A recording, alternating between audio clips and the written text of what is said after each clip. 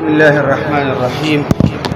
الحمد لله رب العالمين والصلاة والسلام على أشرف الأنبياء والمرسلين، أما بعد. وعن أبي سعيد الخدري رضي الله عنه قال: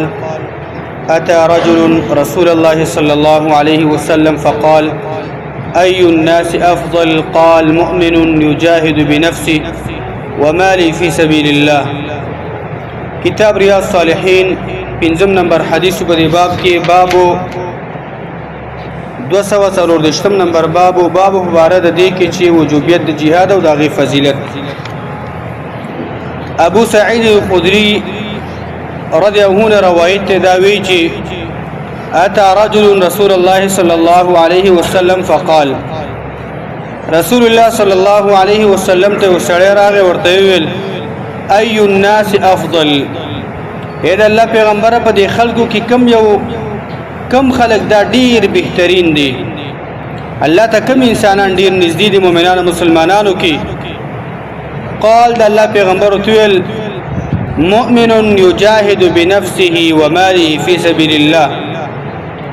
په خلکو کې هغه انسان هغه مؤمن مسلمان الله ته ډیر غوره دی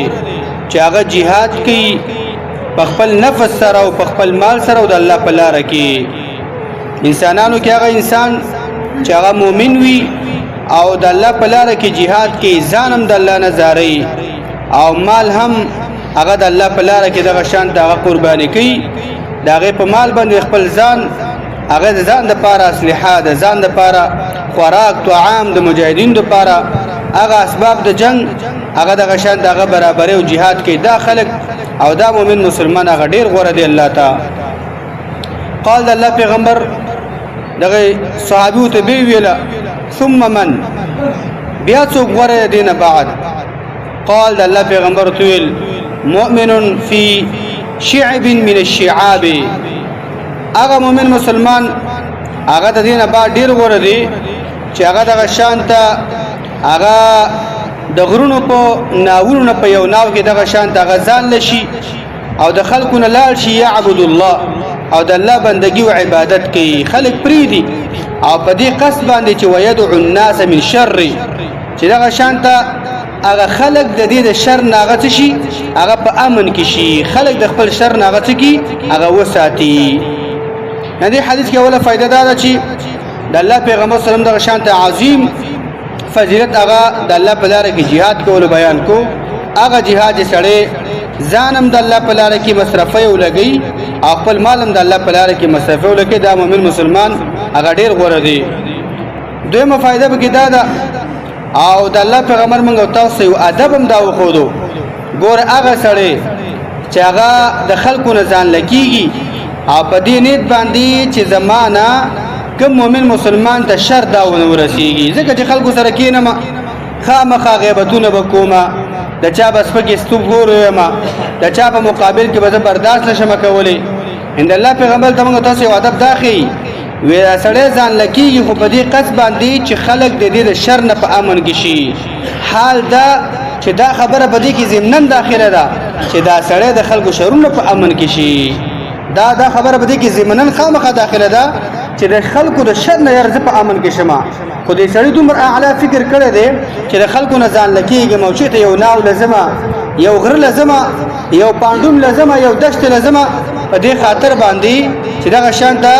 زما د شر نه داخله په امان کې شي، چې چاته غوسه ونه کما، چاته کنزل ونه کما، دغه شانته چا سپک بیان نه کما، په دې خاطر باندې. بل حدیث شپږم نمبر: وعن سهل بن سعد رضي الله عنه أن رسول الله صلى الله عليه وسلم قال. سهل بن سعد روایت رضی الله عنه چې یقینا رسول الله صلی الله علیه وسلم فرمایلی دي: رباط يوم في سبيل الله خير من الدنيا وما عليها. د الله په لار کې دغه شانته یو ورځ هغه د اسلامي سرحدونو حفاظت کول او ساتنه کول، دا د الله پیغمبر فرمای خير من الدنيا وما عليها. و دغه عمل دغه مؤمن مسلمان د پاره و دنیا او د دنیا په مخ باندې چې سدي د دینه غوړ اجر د دی وی ورځي د اسلامي سرحدات او غساتنه کول، حفاظت کول. دنیا او دنیا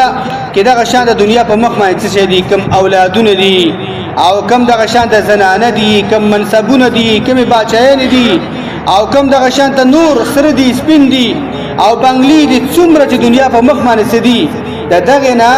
هغه مجاهد چې د الله د پاره هغه د اسلامي سرحدات او حفاظت کوي داږي چې کوم اجر دی او ثواب دی د دې نه غوړه اجر د دنیا او دنیا کې چې هغه د شان د سپراتی دی او شتون لري وموضع صوت احدكم من الجنه خير من الدنيا وما فيها وما عليها بيد الله پیغمبر فرمایي و جنت کې د یو چابکه د وی قمچنی عمرزه و دنیا په مخ باندې چې دي و دا د یو قمچنی سي دا ډیر غوړه د مؤمنو سمات چې الله کوم ور کوي الله د متوسطراج ټول دنیا او دنیا په مخ باندې چې کوم آبادی ده کوم بنگلی دي کوم تازگی ده کوم منصبونه دي کوم وزارتونه دي کوم ریاستونه دي او کوم زنانه دي او کوم بچی دي او کوم نعمتونه دي و دنیا په جنت کې چې یو قمچنی دی یو چابک عمرزه یو امسا عمرزه تا ته ملاوي شي و دا د هر څه نه غوړه دي الله دې مونږ تراک والروحه يروحها العبد في سبيل الله تعالى او الغدوه د الله پیغمبر فرمایي و د الله په لار کې یو بنده یو دغه شانته یو بیگانه وخت هغه د الله په لار کې تیر کی او د بیگا وخت او یا د الله په لار کې دغه شانته یو سبانه وخت تیر کی خیر من الدنيا وما عليها دغه اجر دغه ثواب چې مجاهد هغه د الله په لار کې یو سبا وخت تیری یا د بیگانه حسنه څخه حصہ تیری او دې چې الله کوم اجر ورکړي کوم ثواب ورکړي کوم جنتونه ورکړي و دنیا نه غره او په دنیا په مخ باندې چې دي د هر څه دغه شان دغه اجر او ثواب دا ډیر غره دي نو الله ته به سوال کوو چې زمون پلارانو زمونږه مشرانو هغه پاک هجرت کړی دی او پاک دغه شان ته jihad کړی دی الله دې ول قبول کړي او موږ دا کشران دي دا غوي سره دغه شان د کومې درجه چې الله تعالی وي ته ورکی باقي کې د الله موږ سره مکمل شریک کی او د اثر چې هغه jihad چې کوم اثرات نعمتونه په دنیا کې دي د هجرت چې کوم نعمتونه دي الله ته سوال کو چې الله تا د موږ نه زمونږ د بد اعمال په وجه باندې الله ته موږ کوم ګرځولې دي الله به ته موږ راکا او الله تعالی به ته موږ راو ګرځوا او هغه صلاحيت د سي مجاهدینو او صلاحيت د سي مهاجرینو هغه قابلیت الله زمونږ په اولادونو کې زمونږ په کشرانو کې او زمونږ په بچو کې الله تواچوا وصلی الله علی نبینا محمد